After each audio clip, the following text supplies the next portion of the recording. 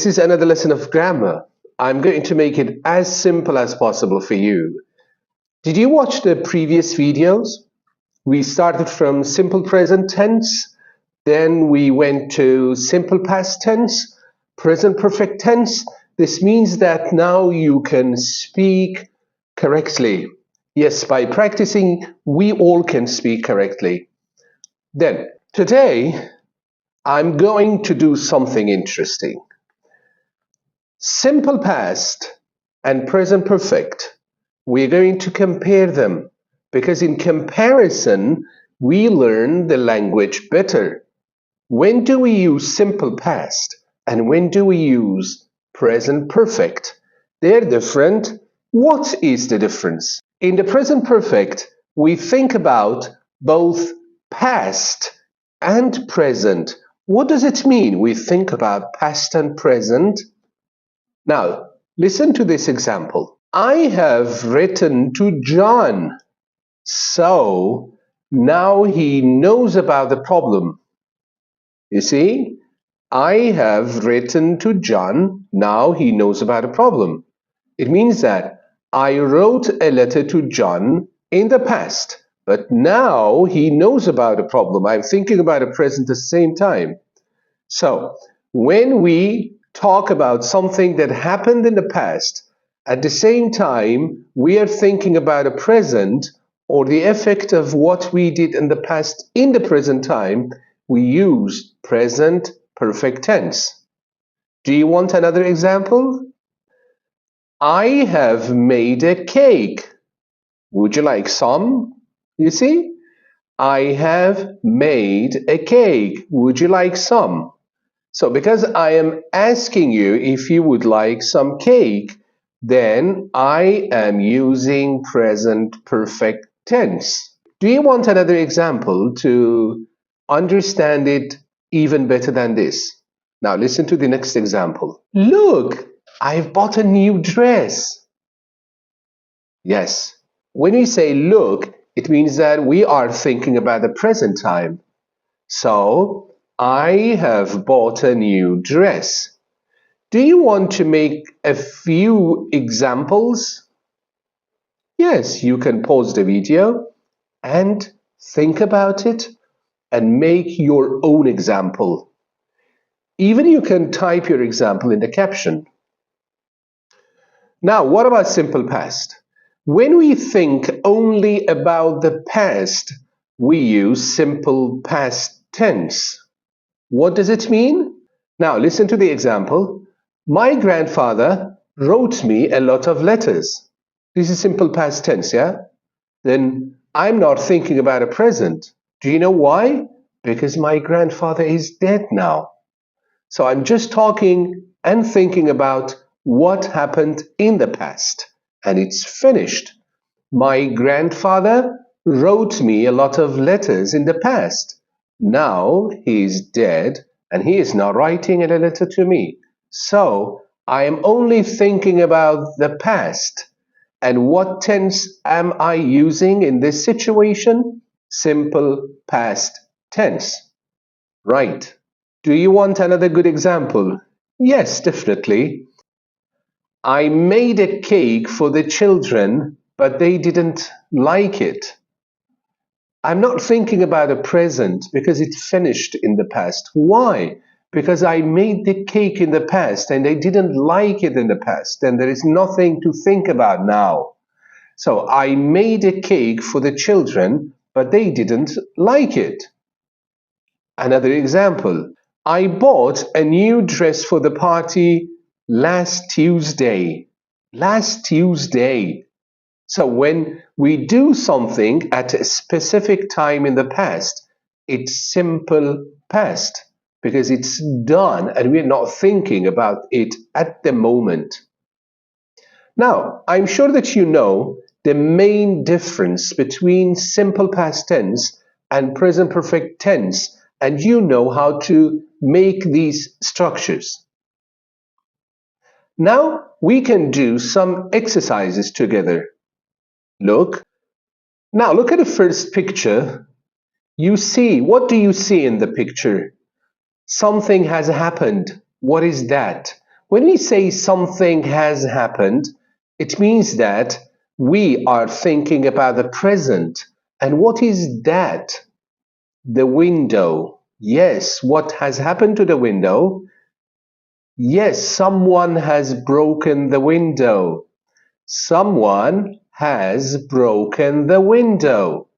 This means that now, at the present time, the window is broken. So this is present perfect tense. Now, another example. You look at the picture, you tell me what has happened here. Now, what do you see in the picture? Yes, a postcard. Then you can say someone, no problem, or you can say John, or you can say my friend has sent me. Yes, sent, not send. Someone has sent me a postcard, or my friend has sent me a postcard. Very good. Yes, that's right, definitely. You remember that we are using the third form of the verb in present perfect tense. Send, sent, sent. We're using the third form of that, sent. Great. Now, I'm going to show you another photo. You look at that and use the verb and make a correct sentence about the photo. Yeah, you see that he has a hat. And look at the verb and make the sentence. Now, what do you see in the photo? Buy. The verb is buy. So we can say that I have bought a hat. Then what's the third form of the verb buy? It's bought. B-O-U-G-H-T. So pay attention to the correct spelling of the words, please. Bought. I have bought a hat. Why do we use present perfect tense? Because we are thinking about the present. Now I have the hat. Okay, look at the next pictures and you pause the video and make your sentences. Then we will check them together.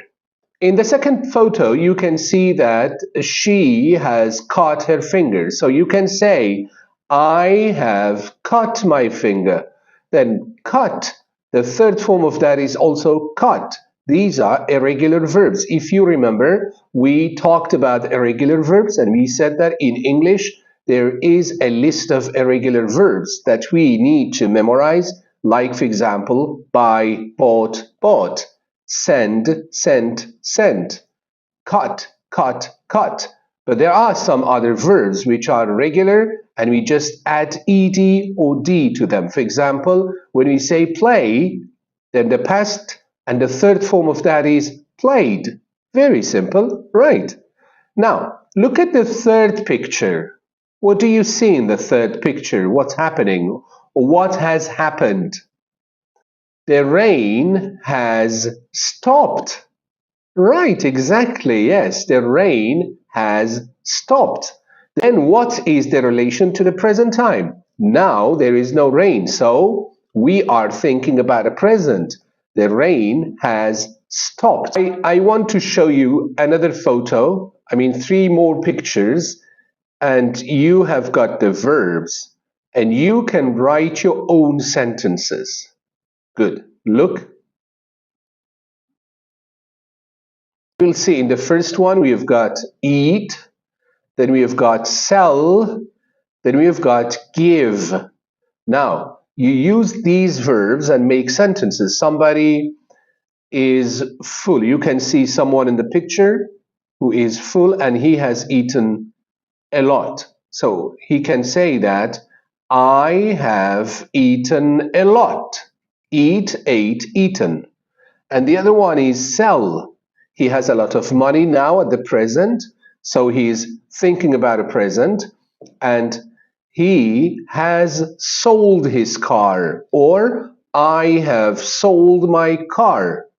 And the next one, in the picture you can see that someone has got a beautiful ring and the verb is give, it means that, for example, her mother or her husband has given her a ring. So she says that my mom has given me a ring. Then why has given me a ring? Because now she has got the ring and she is thinking about a present time. Now I'm going to give you a very interesting exercise to do because I want you to practice more. So there are some sentences and you need to put the words in the correct order to make complete and correct sentences. Now look at the photo. And the first one, here we've got a question word. Then we say, how often has she asked you for money? How often has she asked you for money? Why do we use present perfect tense? Because we are thinking about a present. Means that until now, how often has she asked you for money? Now, you can do the rest of the exercises yourself, and you can write your answers in the caption, and then I will check your answers and I will give you feedback. They're very simple. I'm sure that you can do all of them correctly. So, until the next grammar lesson, you can read storybooks, as I told you, simple storybooks, even maybe short and simple storybooks. And when you are reading the story, you can underline the sentences. For example, this one is simple present, this sentence is past simple, this sentence is present perfect. And check the context and see how these sentences have been used and why the writer has selected this tense. This way, you can learn the grammar better at the same time that you are improving your reading and you are improving your vocabulary.